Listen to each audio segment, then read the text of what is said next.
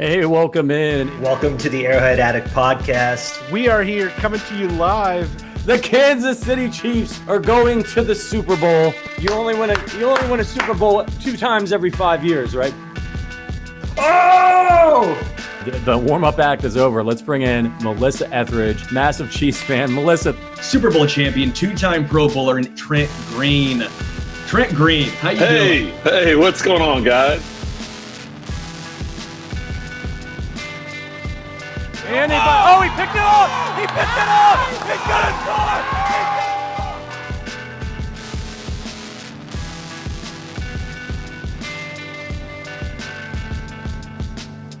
And we'll see you next week. But until then, as always, go Chiefs. We've got a live edition of the Intangibles on a Wednesday. What a time to be alive. Joining me today, as always, is my good friend, Christian Ainsworth. Christian, good to talk to you on a Wednesday. Yeah, I know, man. It kind of feels weird, like being like this. We usually record on Wednesdays, but like recording at 5:30, man, it's crazy. I'm usually like got another Red Bull in me, got all this pep by the time we get to recording, man. I'm like almost running on fumes. Sorry to disappoint you, those of you that were expecting the rather sharp jawline of Sterling Holmes and Adam Best. You got us. We're the replacements. We're the backups. They had some scheduling conflicts, so we're going to go ahead and do the show on Wednesday today.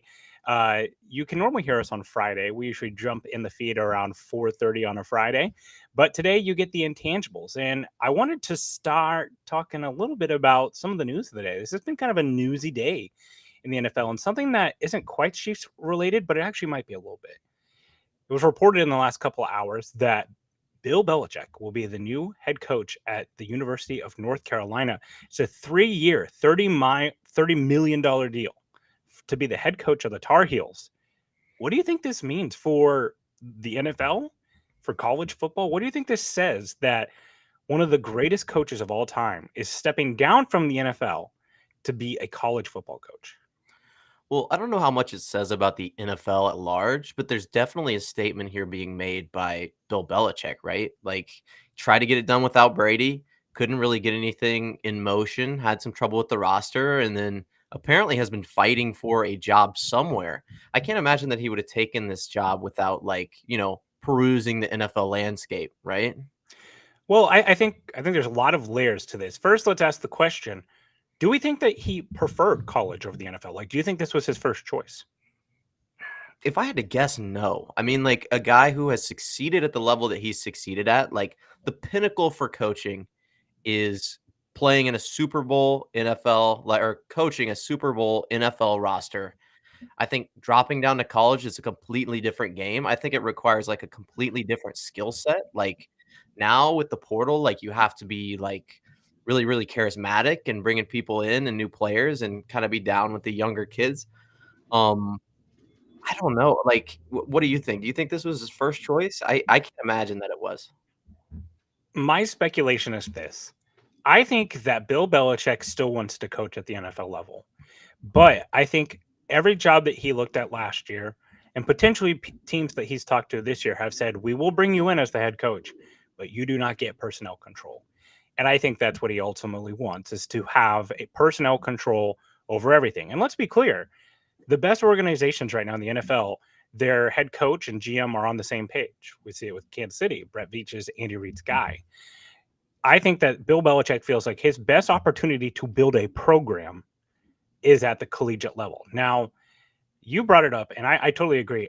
I don't know how Bill Belichick, even after this media tour that he's been on the last year, where he's kind of going through this image repair, is going to handle NIL in the transfer portal. And let's be clear, too. He did not pick Alabama or Georgia or Clemson or some football powerhouse that is, ripe with football talent. This is a program that has, for the most part, been a disappointment in college football. The only thing I will say is it's in the ACC. You've got Florida State in there. You've got Clemson in there. SMU obviously won that this year.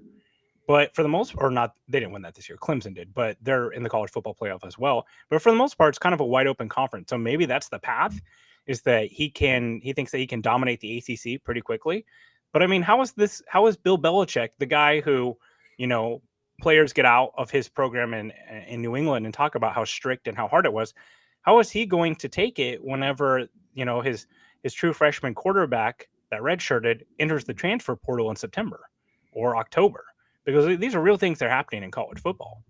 And I to bring it back to the Chiefs a little bit, Andy Reid is 38 wins behind Bill Belichick all time. They're both chasing, I believe Crowley Lambeau is the winningest, Don Shula, Don Shula. Don Shula, yes. Yeah. Is the winningest coach in NFL history. First question, do you think Andy Reid passes Bill Belichick? Is Bill Belichick done being an NFL coach? 3-year, $33 million or 3-year, $30 million deal. Do you think, one, Bill Belichick finishes that deal at UNC? Two, do you think Andy Reid passes Bill Belichick? Meaning, do you think Bill Belichick coaches in the NFL again? I think Andy Reid is definitely going to pass Bill Belichick. Bill Belichick's 72 years old. I think he'll be 73 by the time he starts this college season that he'll be coaching in for his first year. Let's say that he doesn't even play out that full contract. He's sitting at 74, 75 years old. That's difficult, man. I mean, you see Pete Carroll, he's getting up there in age, and he's going to, I would assume, start to be taking a step down. It's so difficult, especially like, so if you guys don't know, I'm a football coach for a small little rinky-dink Class 1 football team. And the hardest part, especially for the older coaches, is relating to the players. Like, obviously, my staff did a very, very good job. We went pretty good in the playoffs this year. But, like, it is so difficult to bridge that gap. And I think that once Bill Belichick gets in this arena and realizes, hey, this is a little bit different, it's not just coaching. This isn't just about coaching. This is about, motivating, giving these guys motivation and making them stay instead of all of these NFL players who are like, man, I got to make a check. Like, they have that intrinsic motivation. This is more extrinsic. You got to focus those guys up and get them to play well. Bill Belichick is obviously a good motivator. I just don't know how well he'll connect.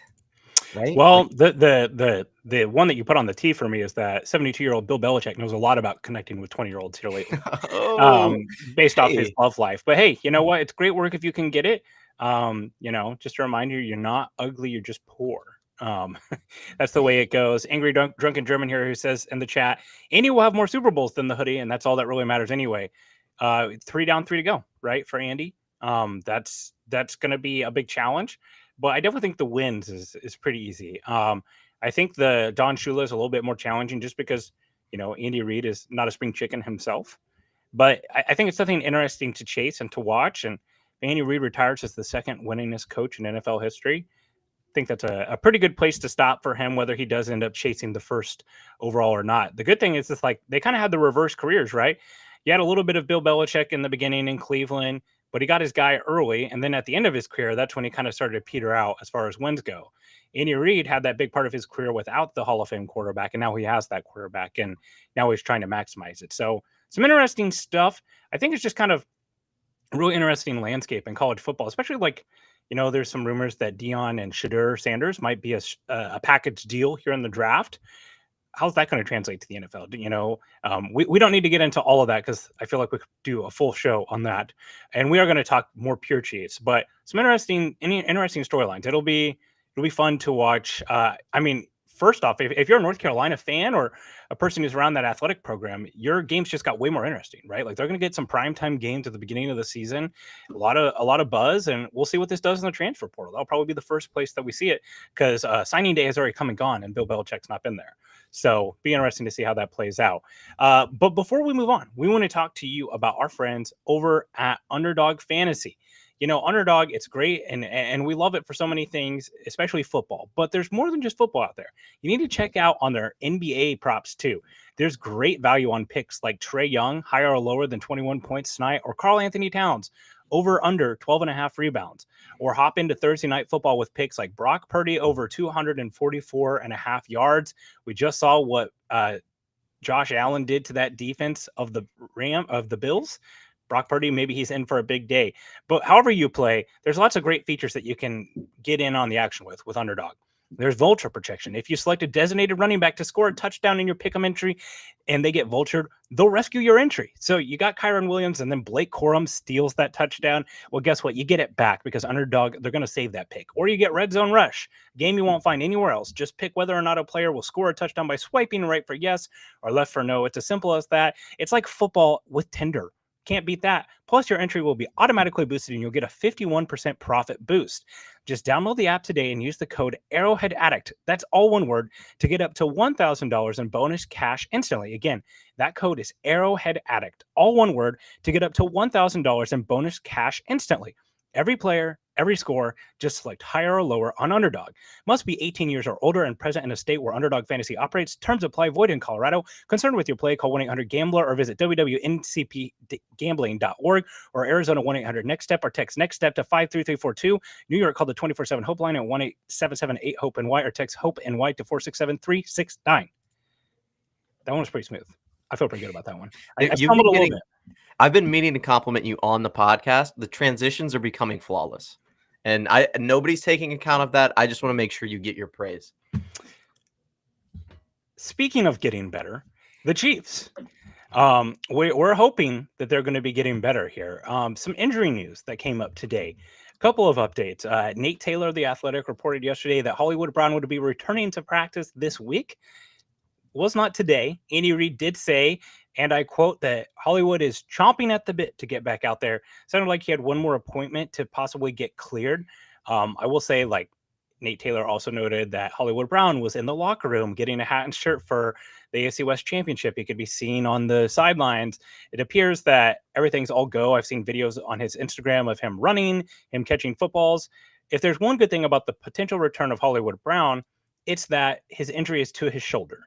And while that is certainly important for catching the football and your shoulder certainly gets impacted by contact, this is not a lower leg injury. So perhaps when he's returning, it shouldn't be as limiting as perhaps someone coming back from a major knee injury or a broken ankle or something like that. Yeah, it is interesting to see. I mean, his coming back he's basically slated in to come in Christmas, right? That's when he's anticipated to come back to the actual roster. Relatively, it sounds like, and this ultimately is kind of, other than just the big question of like, do the Chiefs win their games or not, which is obviously the biggest storyline for them every week. Kind of this biggest storyline that's coming down the pipeline here is how do the Chiefs handle this end of series, end of season stretch here? Because depending on what happens, you've got the Steelers who are playing the Eagles this week. They're not going to have George Pickens in that game, by the way. You've got the Bills who are playing the Lions in Detroit off a mini bye because they played on Thursday Night Football last week. If those two teams lose, the Bills and the Steelers, and the Chiefs win, they are like absolutely in the passenger seat, and they can probably sew up the 1 seed at home against the Texans in a game that they should hopefully have DJ Humphries back. It sounds like Humphries is probably going to miss a week with that hamstring strain, no tear or anything like that. Possibly be getting Harrison Butker back, who they activated his 21-day practice window today, and potentially even Hollywood Brown. How are they going to play this out with their starters? Personally, for me, and we don't want to like burn too much good podcast content, right? Like we can do a whole rest or rust show, but personally, what I think the best thing would be to do if this dream scenario does happen after Houston, I wouldn't play anybody in that Steelers game. Short rest. It's like 7 or 8 games, or 7, 8, or not even 7, 8 days. It's like 3 or 4 days rest to play in that game. It's on a Wednesday, right? Mm-hmm. I wouldn't play anyone in that game because you won't need it. And also, there's a chance you could see that team in the playoffs, right? So don't put anything on tape against them. And then treat the final game of the season against the Broncos, which, by the way, if the Broncos beat the Colts this week, there's a good chance that they don't need that game either. So they might be resting their starters. So even if the Chiefs don't win here, there's a chance that they have a sweetheart of a game waiting for them in the final week of the season, and treat that final game of the season with the Chiefs like a preseason game. Send them out for a series or two with Hollywood Brown, with DJ Humphries, and treat it like a tune-up start and then get the guys out of there. That's what I would do, because I don't think you can go 21, 28 days without playing football. I do think that at some point the rust does kick in. Yeah, and I agree. And the Chiefs have done a very, very good job, especially in the past, at integrating these players quickly and efficiently into the offense or the defense. You also see them early in the season, especially preseason. If they have their offense, they'll play, half of a game, the first one, integrate them little by little. And then by the end of it, they're playing, 2 drives the last preseason game. They won't have that big of a ramp up, but you also have to think, I mean, Xavier Worthy, or not Xavier Worthy, excuse me, the other fast guy on our roster, Hollywood Brown, coming back, he had the whole offseason to prepare with the Chiefs. Like, this is not going to be his first rodeo coming back and just like, oh man. Now, DJ Humphries is one of those guys that I would think maybe, I might play him both of those games. I know that it's offensive line injuries are very, very devastating, and we've seen that in playoffs past. But you have to have there's just so much cohesion that happens among the offensive line that it's almost necessary to get them as many snaps as possible, even if you've got, Samaje Perine as your starting running back and Carson Steele is the guy who fills in for him, and you've got your third, fourth, fifth wide receiver on the roster. Like, they have to get some time to play together and kind of form that bond that offensive linemen do. But man, if I'm Andy Reid right now or Brett Veach and I'm making that personnel decision, I'm very, very weary of Humphries. The hamstring injury after playing just how many snaps? It was something like 30 snaps maybe into the game. I'll have to take a look and see how many snaps he played. But I mean, so Sean Browning asked here in the chat, said any word on Humphries, just in case you missed it. It is a strain, not a tear. There appears to be no major IR stint or anything coming for him, which quite honestly with hamstring injuries is noteworthy because there's been several players who have been put on the IR for hamstring injuries this season. He's day-to-day. He did not practice today. The expectation is he might be ready to go as early as the Texans game. He's not been ruled out for this week against the Browns. And speaking about the tackle play in general, which is something we're going to be talking about here in a second, there's also another guy who plays tackle for this team that could really use some rest, and that's Wanya Morris. He's been dealing with that bone bruise, and it's not really gotten better. And I think him getting healthier is a potential upgrade for this as well. So again, going back to what does the end of the season look like for this team and the runway that they could give themselves? I know that this sounds bad. Love you, Carson Wentz. Thank you for your contributions to this roster, but I would like to see Kingsley Suamataia run back out there and get some reps in kind of a preseason-esque type of game and get him some more reps. Like, it's kind of a weird space where you can kind of be playing for the future and the present, where you're resting your guys and not putting stuff on tape, and also get to see some of the development of players like Kingsley Suamataia. So kind of an interesting situation. All time like weekend to watch, like box score watch, right? Like there's a lot of motivation, a lot of important games in the AFC this week. So be fun to keep an eye on that. Scott Hansen's gonna take me through that with the red zone. I'll be flying on the wings of Eagles, and the Chiefs play on noon this week. So great opportunity. Let's go ahead and hand out some hardware. So we're going to be handing out our season awards here. And part of the reason we wanted to get this in is because, like we just said, we're not sure how many more games this team will play as far as a full season goes. We could be getting like 1 or 2 more games of Patrick Mahomes here in this regular season. So we want to hand out our regular season awards. Earlier in the year, we did our mid-year awards, and we kind of did some silly awards, most likely to fall flat on their face and not touch the edge rusher at all. You can figure out who got that award. But today we're going to be handing out kind of their traditional awards: MVP, Defensive Player of the Year, Offensive Player of the Year, Rookie of the Year, and Comeback Player of the Year. So I don't know if we're going to, maybe we'll have some opposition on this. I'm not sure. Christian, why don't you lead us off? Let's build from the top or the bottom up. So who do you have as your Comeback Player of the Year for the Chiefs? My Comeback Player of the Year is Kareem Hunt. And not only because it took him a long stint in Cleveland to come back, but also because he's been such a great, impactful player, somebody that we can rely on. I know he's only averaging 3.6 yards a carry, but when we needed him most, he came in. He played very, very well. He might not have been the most efficient runner, but when you compare him to the other guys we had on the roster, he was by far the most reliable. And for a guy like that, who is pretty late into his career, he's 29 years old. That is like how you guarantee a spot on an NFL roster. It's like, be the most, if you're not the most efficient, be the most reliable. And Kareem Hunt has made that very, very clear. One of the most reliable players on the Chiefs. Easily my Comeback Player of the Year. I like it, especially because like all-time image repair for him, right? Like, yes, yeah. The way that he left the team and the way that he's come back to the team, like what noise has Kareem Hunt made except for on the field? Absolutely nothing. There's not been any tweets, no Instagram DMs, no drama, right? Like he's come in, and I think the messaging when he came in, we can all agree that what he did was wrong and not good. But since he's come back to Kansas City, he's kind of said and done all the right things. So all-time image repair for him, um, a noteworthy development for him, for me. I have many passwords for my job that I do, and I constantly have to change them because I'm long story. But many variations of my passwords involve Mahomes to whatever. And he got into the rotation for the first time in quite Oh, some time. So Mahomes to Hunt is now don't think you know my passwords because I use symbols and stuff too. And it rotates. And I have an RSA token. yeah. I But wonder why you have to replace your password so much, dude. You just oh gave one no, out over a we live have to podcast. no, we have to. We have to, like, they rotate constantly and stuff. We have to. Cybersecurity, it's important. My comeback player of the year is Tershawn Wharton. Kareem Hunt was your comeback player. He came back from off the field issues. Tershawn Wharton comes back with on the field issues. Last year was kind of a lost year for him after the injury. He's been a force of nature on the inside. He's been really strong coming back, had 2 sacks in the last game against Justin Herbert. He has really been the only other pass rusher outside of Chris Jones that's made a difference in this on this team.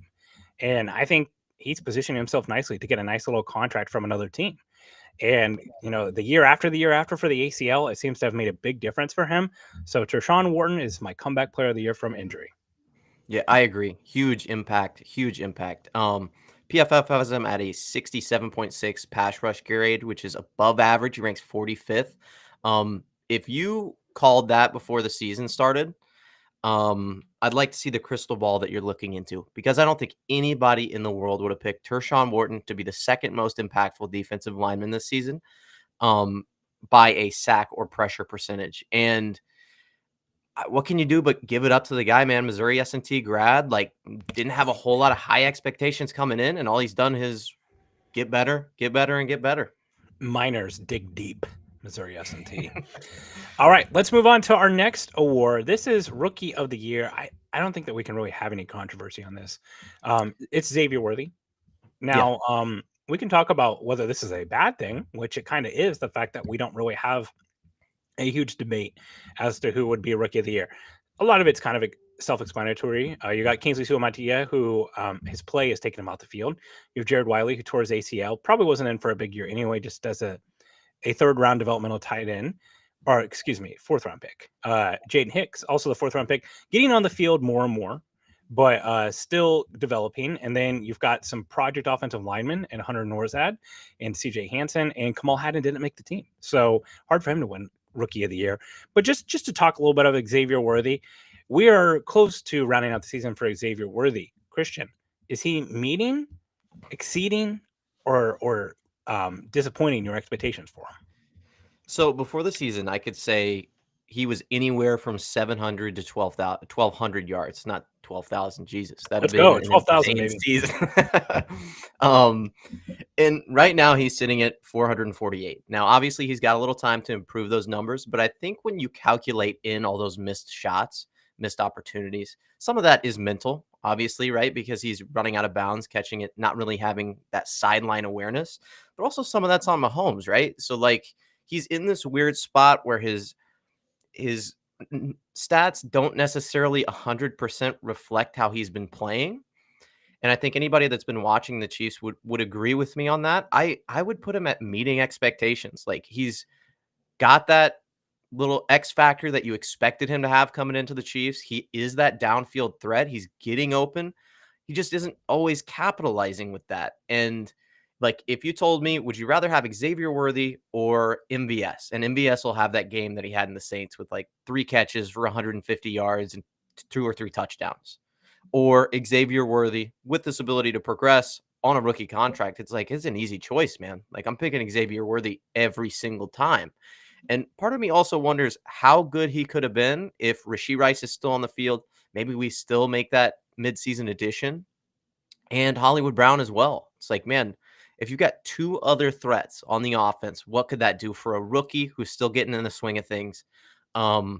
It's very, very hard to grade him, but obviously, I mean, anybody else who has a different or rookie of the year is kind of kidding themselves or trying to, be different for the sake of being different. Yeah, I think right now I would probably have him at meeting expectations. I think in a lot of ways he has exceeded the expectations I've had for him as far as his ability to be on the field. There has never really been a question as to why isn't Xavier Worthy playing more.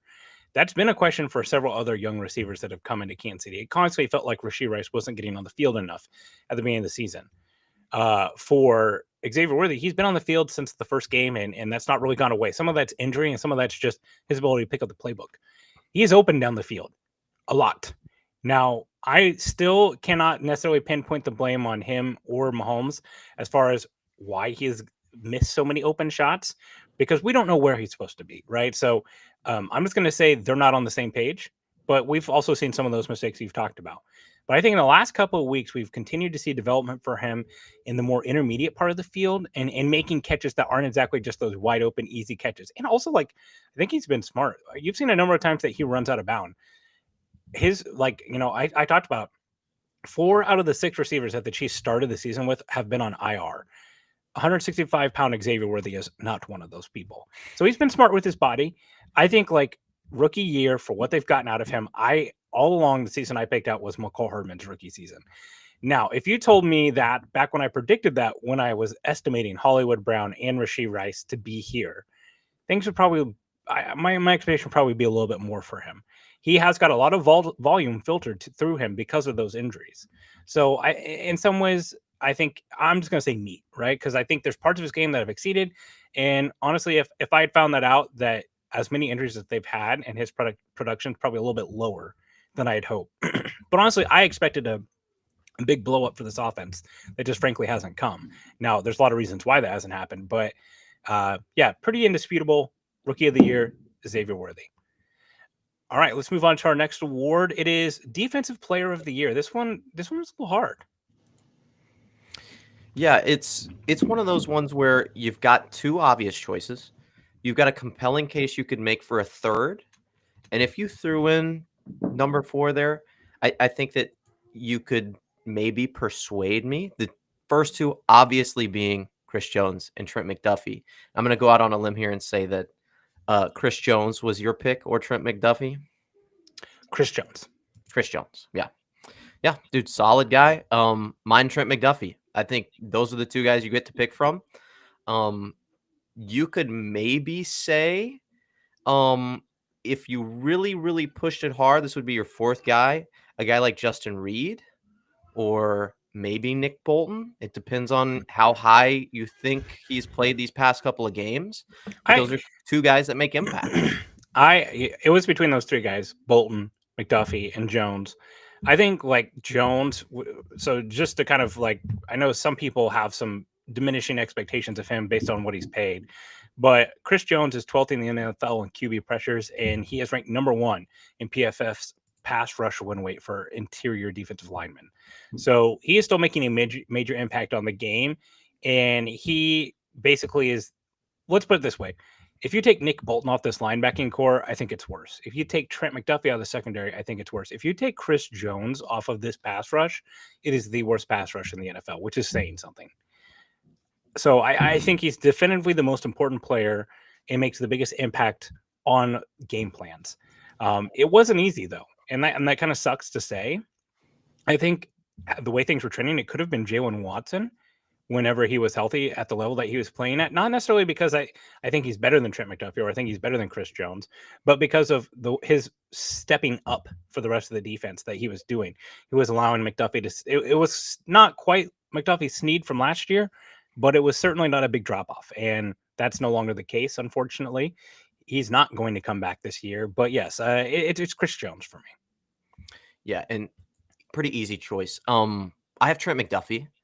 The reason I have Trent McDuffie is that he's been very, very good all around. I know a lot of people are concerned with his play as of late, him being on these big targets down the sidelines, like carrying tight ends.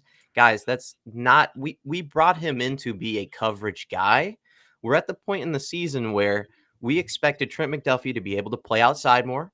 We expected him to come out inside on some plays and kind of be that chess piece. The problem is that we haven't found a slot guy or an outside guy like Jalen Watson who can come in and play legitimate snaps and play them at a proficient or advanced level. Like Trent McDuffie has just been that guy where they put him where he needs to go.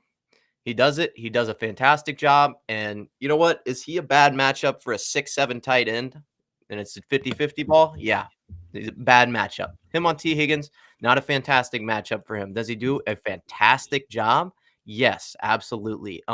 The other thing that I really like about his game, and we saw this with Snead last year, and even the year before that with Snead. That might have been his best year. But this pass rush grade, he has of 92 or 91.2 pass rush grade. He has 7 total pressures in 2024. That's a really underrated part of his game. Not every cornerback can blitz as effectively as he can. And for a Steve Spagnuolo defense, like that is a very, very good asset to have. I think that they miss Trent McDuffie in the slot as a screen, downhill screen guy destroying screen passes, running backs out in the flat. Like if you go back and watch the Dolphins game, part of the reason why the Dolphins offense was just so crippled in that game, the playoff game that is because McDuffie was just there on every single pass in the flat. And you need your slot defenders to be feisty tacklers. And that's an element of McDuffie's game that's been missing. They still blitz McDuffie, but those slot blitzes from him were deadly. We saw that in the Super Bowl. And let's kind of weave in Steven Nelson here. Retired in June by choice. Now, let's be clear, guys who retire in June at his age, a lot of times it's because they're not seeing what they want in the market, but we also don't know his life. I'm not going to commit to listening to his podcast. Sorry, if those of you who do. But this is a guy I tweeted out last year who had a higher PFF grade, take it with a grain of salt, as higher than Patrick Surtain, higher than Tariq Woolen. This guy played really good football last year, predominantly, almost exclusively as an outside corner. Is there a chance? And also, by the way, some good practice news. Joshua Williams was a limited participant today, or a full participant today. So it looks like he avoided major injury. So I still think that's the best case scenario is if you can get what Steven Nelson was last year, which is a big if, Joshua Williams on the outside and put Trent McDuffie back in the slot. Quarterbacks get the heart eyes when they see Shamari Connor in the slot, right? Like they just ooga. They just target him as soon as possible. So I think that is the best version of this defense. Oh, yeah, clearly. And that's why they brought him in. They signed him to the practice squad, probably because they wanted to see exactly what he's made of and kind of get him up to speed.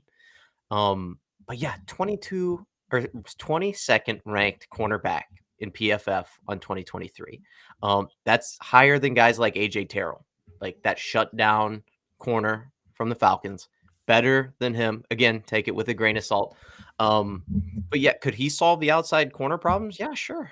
Like, yeah, why not? A lot of people are getting this idea of Steven Nelson as like his time with the Chiefs, which, if you remember correctly, kind of a rocky stint, but cornerbacks in the league first couple of years, like unless you're a top 5, top 10 pick, like the expectations that you're going to be insanely shut down, unless it's a loaded class, obviously, are very, very low. Also, keep in mind, he never was with Steve Spagnuolo, right? That was all Bob Sutton. So some of the bad, like kind of body language and press that kind of surrounded him. I think all of us felt that way about Bob Sutton as a defensive coordinator. Much different scheme. So also keep that in mind as far as the ramp up period goes for him. If he is going to be mixed into the starting rotation, he's not as familiar with this defense. This isn't like Kareem Hunt, who's been in the system before. So just something to watch there. And to be clear, he might never come off the practice squad. Like we have this image. Again, we always want to love the thing that hasn't failed us yet. So now, like, he's going to come in and save our season, right? And we'll be talking about it, popping champagne at the Super Bowl. But in reality, he might never come off the practice squad, and that's okay too. It's just depth, right? We've got Keith Taylor taking snaps at this point, so might as well give a guy who played good football last year at a starter level. All right, let's go on to the offensive player of the year. This one was tricky. Christian, who do you have as your Chiefs offensive player of the year? Yeah, so there were a few guys I considered. One of them being Noah Gray, just because of his most recent stint. Probably not going to put Patrick Mahomes as the offensive player of the year, even though he's been fantastic on third downs.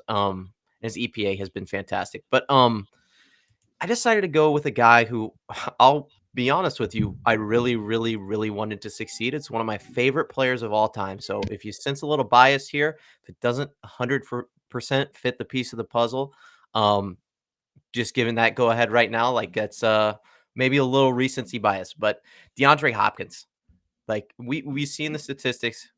As soon as he comes into the office, Mahomes gets better. It's like 11-2 touchdown interception ratio before this past game. Um, he makes the big plays when you need him. He's open more often than he's getting the ball thrown to him. Not only that, fourth in receiving yards. He's played 7 games for the Chiefs. He's fourth. Top guy, Travis Kelce, with 682. DeAndre Hopkins, 357. 4 touchdowns. It's tied for the most touchdowns on the team by a wide receiver or a tight end. So he has come in, made an immediate impact. And I think that when we're retelling this story to our great grandchildren about how the Chiefs won the three-peat, I think it starts and it ends with, will you remember they got not Hollywood Brown. They got DeAndre Hopkins halfway through the season and the league let it happen. And he came in and he absolutely stole the show, became the focal point of the offense, and just has been playing insane numbers. Dude, I just can't get enough of DeAndre Hopkins, man. Like he to me is just by far the most impactful offensive player outside of the quarterback that the Chiefs have this year. And that's with Travis Kelce on the roster. Like that's not against a bunch of scrubs. Did very, very well. Yeah, I think I was probably going to pick DeAndre Hopkins if we were going to do the full year. Like, I think at the end of the year, it's probably him, just because I think the steadying factor that he's added to the offense, Mahomes' stats with Hopkins in the lineup, and what he's meant in the red zone, like you kind of brought up. But because of when he came in and just where they're at in the season right now, I didn't quite go with him. This one really surprised me, and I think this might just kind of be by default. And I went with Kareem Hunt. I'm not sure where this team would be without Kareem Hunt. We saw what the week of Carson Steele and Samaje Perine looked like. I like Samaje Perine. I like Carson Steele, but this offense was not nearly as effective with them running the ball. And Kareem Hunt came in and was an impact player right away. He is not an efficient runner. I'm not going to sit here and blow smoke up your butt and tell you that he's been amazing and that he's one of the best running backs in the league. But the player that has stepped up the most when they needed him the most and been the most consistent factor to this offense has been Kareem Hunt. He's got 756 yards in 10 games off the couch, and he's been a big factor in the red zone. And I'm not sure where they are, if they are leaning on Carson Steele and Samaje Perine or whatever other running backs that were out there on the street. I know that we all like to tell ourselves, hey, running backs, they don't matter. We can just sign whatever and they're going to stick them in and be good. But there is a certain level of competency. And it was not long ago that I had people telling me on Twitter, commenting on articles, that Kareem Hunt was the best running back on the Chiefs, including Isaiah Pacheco. I don't think that we're there. I'm not there. But I think that his impact on this team, it mattered. And I think going forward, his impact is not done. I think in the red zone, short yardage, there's a chance that Kareem Hunt has a major role in this team in some key downs in the playoffs. So for all those things being said, the steadying factor and the fact that we're just not going to pick the quarterback for Offensive Player of the Year, Kareem Hunt. Yeah, dude, 100% agree. That's why I had him as my comeback player of the year. Incredibly impactful.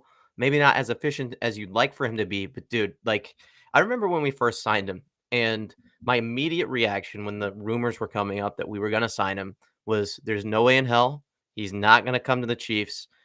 Chiefs don't, for whatever reason, they're, a little gun shy about the thing that happened with him last time he was here. No chance he's going to be here. Comes in off the street, plays insanely well. Like what more can you ask of a guy? And if you're going to give your offensive player of the year to somebody that's not DeAndre Hopkins, Kareem Hunt's the guy, man. Like that's him. The entire offense has run through him until we got DeAndre Hopkins. I mean, he's the man. Yeah, it's this season's been full of surprises, some good, some bad, and this one's been a really interesting one. All right, let's go ahead and give out the Patrick Mahomes MVP award. Look, if Patrick Mahomes isn't the answer to this question, to this award, who is the MVP of the Chiefs, something's gone really wrong. As long as he's getting paid what he's paid and the roster is constructed the way it will be constructed around an MVP level quarterback, it should be your quarterback every year, right? Like Bills fans, who are they going to pick? Josh Allen. Eagles fans, maybe Jalen Hurts. No, they're probably picking Saquon, right? But like a lot of these teams, they're picking their quarterback, right? Their star player. This team is constructed around Patrick Mahomes. But I just want to illustrate one stat because I think a lot of people are looking at Patrick Mahomes and the way that he plays and saying, well, it's not 2018, it's not 2020. Listen to the Chiefs EPA per drop back by down. So again, this is how much EPA is added per drop back on a down. So basically, when they pass the ball on this down, what EPA is being added. On first down, they are 12th in the league in EPA. On second down, they drop to 22nd. On third down, they are first by a wide margin. On fourth down, they are third.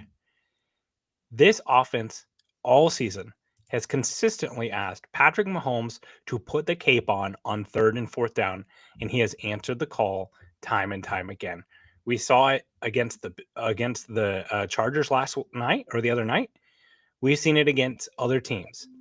It doesn't matter what the down and distance is. Patrick Mahomes will go get it and make it happen. And he is playing on hard mode a lot of times with a left tackle that is struggling, with an aging Travis Kelce, with an aging DeAndre Hopkins, a rookie wide receiver, and a running back that came off the street. And he's made it happen. And I don't think that we give enough recognition to that. In Patrick Mahomes, we believe. In Patrick Mahomes, we trust. But what he's doing this season, though it should not be MVP of the league worthy, I'm willing to acknowledge that. I'm not that biased. This team is nowhere without him. And with him, they have the best record in the NFL. Yeah, dude. And what I love about Patrick Mahomes, and I don't think this gets brought up enough, the average depth of target this year, 6.8 yards. Patrick Mahomes is not throwing over the middle of the field. He's not throwing deep as often as he has been in years past. And he's still like one of the most efficient players on third down in NFL history. It's insane to see him win, like with that first year where he threw 50 touchdowns and 5,000 yards, where it's all over the top and I'm throwing over the middle of the field and you're going to have to beat my guys one-on-one. And then he evolves into this guy who can be like a Drew Brees plus, like a guy who can make plays outside of the pocket, like Peyton Manning. He didn't make plays outside of the pocket, but that accuracy with that plus side of like, hey man, I'm elusive as hell. And I bring that factor to our offense. It's almost like, and he's a completely different player than him, but the Lamar Jackson factor of like, or the Josh Allen factor of like, at any point I can break the pocket and get us a first down. Everybody in the stadium knows it's going to happen. Everybody on the defense knows it's going to happen. Still, Patrick Mahomes makes it happen. Like that's a fantastic quality to have in a quarterback, and like obviously one of the greatest of all time. I wrote a piece today about, are the Chiefs lucky? And I went through basically every game that they won that was quote unquote lucky, kind of rated it on a luck scale. And I talked about the Bucs game and Baker Mayfield's reaction when the coin toss was in favor of the Chiefs. Baker's Mayfield's reaction was not because he lost a coin toss. In a way it was. But his reaction was because he knew it was over because Patrick Mahomes got the ball. Everyone in the stadium knew that game was over. And the game was over when the 49ers did not score a touchdown in overtime. When Patrick Mahomes took the field, it was over. Mm-hmm. He is inevitable. And that matters, And I believe that belief that he has in himself and that the team has in him, that is why he is the most valuable player on the Chiefs and in franchise history. But we'll build a statue another day. But you can't give him enough credit. It's important to put it in hindsight, or put it into perspective, I should say. All right, last thing we've got today. What are the 5 things that the Chiefs need to fix to become three-peat champions? Now, I don't think they're fixing all 5 of these things. If they fix all 5 of these things, they'll be hell on wheels. But of these 5 things, these are the things that they need to target. What are the most important things that are stopping them from being three-peat champions, getting to the ultimate goal here? So let's start here, Christian. What do you have as one of your things that has to be fixed for this team to get to where it ultimately wants to go? So we talked about it a little bit already. This is fixing that slot slash outside cornerback problem. And I really look at this as more of a position grouping problem than a specific area. But having Trent McDuffie in the slot is like what made this defense so great. And having Nick Bolton, having these defensive linemen, especially Chris Jones, who can do the things that we need to do when we're in nickel packages, where we have one less linebacker on the field, I should say, um, is nice. But being able to have the multiplicity, this like I'm trying to think of the best word to describe it, this meldable, changeable defensive back group that can line up anywhere is, I mean, being multiple is what we would say if we were coaching them up here. We need to be multiple. Guys can play multiple positions. We can do multiple things when we're out on the football field. It's like, man, like having a defense, especially of a defensive back group that can be multiple and play multiple is what's going to take us to the next level. That's become a problem with the Jalen Watson injury. Hopefully, Steven Nelson can meet expectations, which I think is at least playing some of the defensive snaps. Excuse me. Ranked 22nd cornerback on PFF 2023. Will he reach that again? Probably not. But if he gets to 30th ranked CB, I think we've made an improvement. We talked about Chamari Connor and how he's not been the guy that the Chiefs maybe envisioned. But he has been, at least a little serviceable. I think that Steven Nelson can be that upgrade.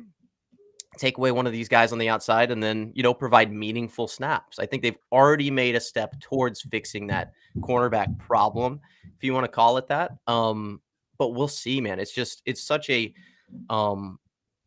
ever-changing position. It's not like offensive line where you kind of have a known quantity, right? And all it takes is that gelling. It's really like, man, how are these guys going to communicate on the back end of this thing? Like, how are they going to make the changes that needed to be made during the play? And how are they going to play off of each other? It's a completely different position than any other one on the football field, but at least Brett Veach has made an attempt. Yeah, I think when we're talking about the slot and how important it is to defend it well, look no further than the teams they will see in the playoff. The Khalil Shakir, in my opinion, is the best wide receiver on the Bills. Yeah. You go over to the Texans. They run Nico Collins out the slot some, Tank Dell quite a bit. You go over to the Ravens. Zay Flowers is their best passing option. Runs out of the slot a lot. It's going to be important, right? The Chargers could come into Arrowhead again as a playoff team. They did not see Ladd McConkey this time. They saw him the first time. That was a much different Chargers team than it is now. It is important that they get their slot defense figured out. That's part of the reason why they struggled against the Raiders, by the way. Brock Bowers runs out of the slot, and so does that other receiver, whose name is escaping me. Not Kendrick Bourne. What's his name? Myers? You're talking about Myers? Yeah, Jacoby Myers. Sorry, Kendrick Bourne. Both former Patriots. That's what it was. But Jacoby Myers is the other guy. Both run out of the slot. So it's important. We already talked about the impact it can have in the run defense as well. And Richard here, he stole mine. This is the most obvious, right? They've got to figure out left tackle. Juwan Taylor, does he live up to his contract? No. Is he a passable, playable right tackle? Yes. And we saw in the playoffs when he had Donovan Smith playing on the other side, the offensive line was good enough to win a Super Bowl with. It wasn't elite. It wasn't fantastic at the tackle level, but it was good enough. And I believe that if they can figure out left tackle to a sustainable level, you will be totally fine with Juwan Taylor's play. We would love to eliminate Juwan Taylor penalties. That's probably never going to happen. They have been better this year. He is not the most penalized player in the NFL this year. So progress, right? That's baby steps. But when it comes to left tackle play, I mean, it's obvious, right? And right now we've got this thing where we just don't really have a name.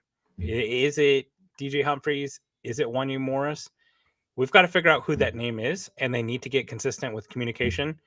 But you saw Mahomes had been hit more in this game than he had been hit in any other game since 2018. And that was that game against the Ravens, the 4th and 9 play. That was, a long time ago.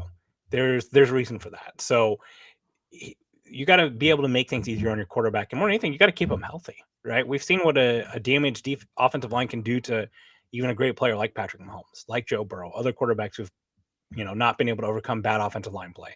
So they've got to get it figured out. And I know that that's really cut and simple, but cool, you're getting Hollywood Brown back. What's one of his premier traits? Stretching the field. It's hard to stretch the field with Xavier Worthy and Hollywood Brown if you're on your back. So they've got to get it figured. So if you were to tier these left tackles that we have, what would you put them in right now? Even seeing DJ Humphrey's first game, I know it's very, very difficult to give a guy a grade or put him, in the hierarchy of the left tackle spot just off of one. But how did you see it? Because I started to realize that my opinion was very, very different on the ones I was seeing on Twitter. Yeah, I did take a look at it on all 22, tweeted out some clips. I thought he looked better as the game went on. I thought, the first couple of series definitely looked like someone who was knocking off some rust. I think he got better. I think the thing that I like the most about him is the mirroring and fluidity. And you can see that he has some variance in his pass sets, whereas Wanye, it's kind of the same thing every time. And that's how he was getting beaten, is once teams got a figure on his kind of kick step and his original hand placement, it was over. So I still think that DJ Humphries probably has the highest ceiling of any of the players that they have. For this season, correct? For this season. Yeah, Yes. for this season. And then it's probably Wanye. And, we don't really need at this point, I'm not sure you can put Kingsley Suamataia out there. Not just because of the play we've seen, but this is a young player, a rookie, who has certainly had his confidence crushed. And I'm worried about the long-term outcome here. Like, whether Kingsley Suamataia is your left tackle next year, your right guard, your right tackle, whatever, there's still value to be had out of this player. And I want to protect that long-term. Wanye Morris has been thrown to the wolves enough. He's going to have to be who he's going to be. So, I quite frankly, if I'm being honest, I think for this team to win a Super Bowl, it probably needs to be DJ Humphries or Wanye Morris. And Wanye Morris is hopefully he's a healthier version of himself. Yeah, and I think that's played in a little bit to his, not really fall off as the season has progressed, but just that not being able to adapt as well as maybe he could have with that specific injury. For sure. Yeah, the 33 pressures though was just so difficult to watch as a Chiefs fan. Watching Wanye give up insane amounts of pressure every single week. But yeah, DJ, credit to Brett Veach, man. We've talked about two things that the Chiefs need to fix so far. They've gotten reinforcements for those positions. This is a different Brett Veach. And I think that this is an adjusted approach, right? If next year, if they have these issues next year, I firmly believe next year is going to be another kind of one of those quote unquote soft rebuild years. I think that they'll go with youth here. I think if this is next year, they stick with Wanye Morris, or they stick with Kingsley Suamataia or something like that to try to basically stem the tide and give them opportunities to develop. Let's go to the next one. Run game explosiveness. This is kind of an underrated topic.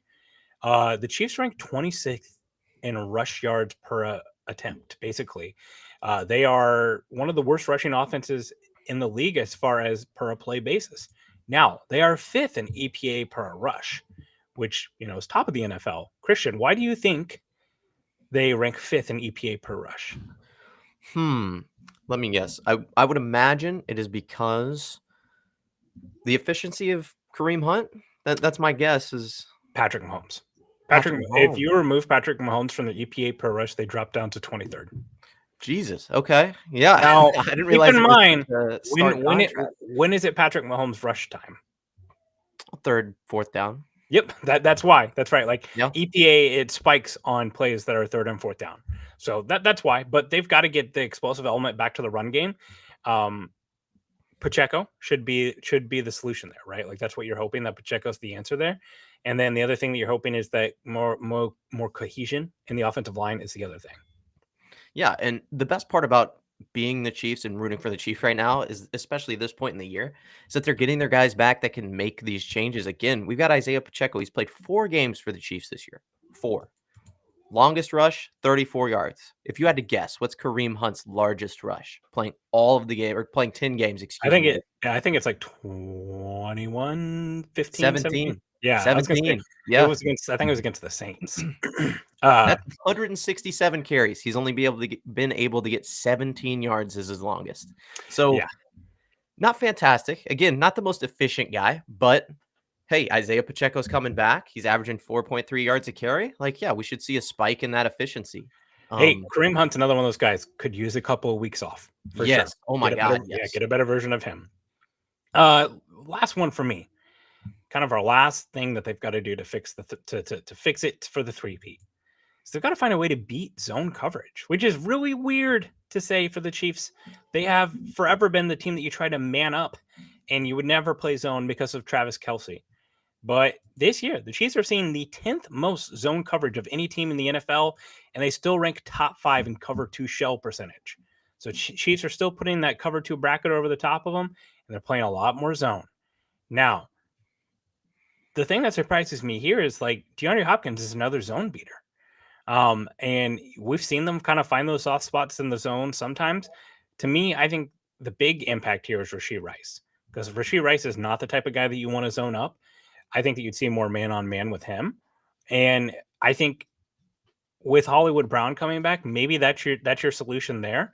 But it's been effective. And I think now one of the recent developments for the Chiefs offense for some of the recent struggles is I think teams are starting to dare the Chiefs to throw the ball over the top a little bit more because they've just not been successful at it. Like, I think teams that are still giving Xavier Worthy some respect, and we've seen it from time to time. But hopefully Hollywood Brown adds that back because Hollywood Brown can win against man coverage, but they've got to figure out a way to beat zone coverage. Yeah, and I'm really happy you talked about Hollywood Brown because he's not really known as this zone beater. But when we talk about like the conception or the concept, excuse me, behind NFL plays that get guys open in zone, it's not just creativity of Travis Kelce, right? You have to have people, you either run like a flood concept or a levels concept, basically putting two people in one zone. It's tough to get that spacing down and to get these get the movement of the guys that you want to move back or forward or side in their zones when you don't have somebody that's running through it and is a threat. And unfortunately for the Chiefs, you lose Rashee Rice. Hollywood Brown was gone for an extended period of time. It's like, yeah, we have to worry about Xavier Worthy crossing our face, but other than that, like if I'm a defensive coordinator, I'm looking at this, I go, yeah, Justin Watson, we like our matchup. Hand him off a little early, make sure you're in your spot, and let one of the safeties go over there and get him. He's not super fast. He'll be in the right spot, but you don't really have to worry about him all that much. Getting somebody back like Hollywood Brown, it opens things up for these other guys. And I know we say that that's such an overused term, but it truly is. It truly does translate when you have more than one guy who can attack deep down the field.